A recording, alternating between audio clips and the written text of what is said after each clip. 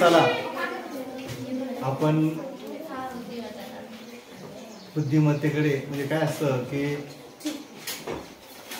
वारंवार तुम्हाला मी सांगत असतो, लक्षात ठेवा. आपण 0.0001 असं काहीतरी बुद्धीचा वापर करतो फक्त.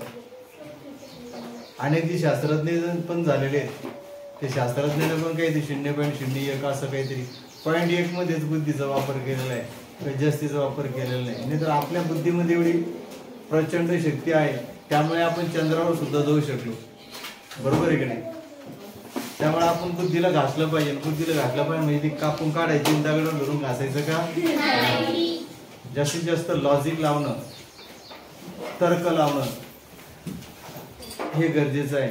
त्यासाठी आपल्याला काही या ठिकाणी 1-2 उदाहरणं या ठिकाणी मी काही बघतो, तुम्ही बघूयात किती डोकं लावतात. या ठिकाणी दिलेलं गणित जर असेल,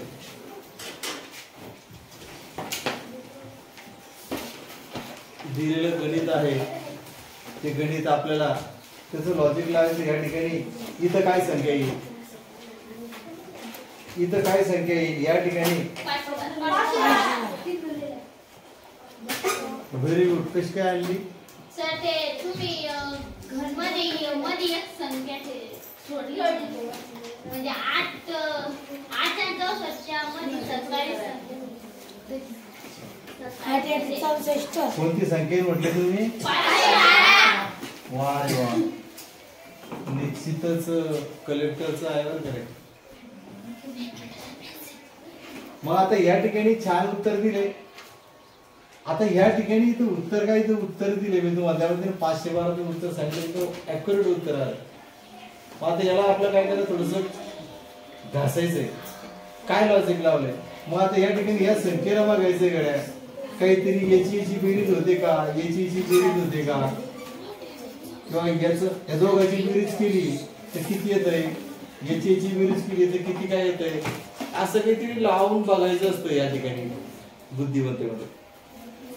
या ठिकाणी संख्येचं पहिलं अगोदर छानसं निरीक्षण करायला शिकायचं. ज्या वेळेला बुद्धिमत्ते चाचणीची काही पेपरमध्ये ज्यावेळेस काही प्रश्न येतील त्यावेळेस वारंवार लक्ष देत चालायचं. त्या गणिताचं निरीक्षण छान करायचं.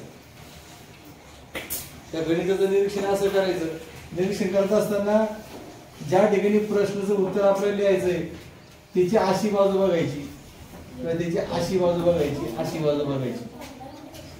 तिच्याबरोबर एवढं आलं तर तिच्याबरोबर किती राहील. त्यामुळे या ठिकाणी आता 8 आला बघितलं तर 8 ही कोणत्या संख्येचा गण आहे?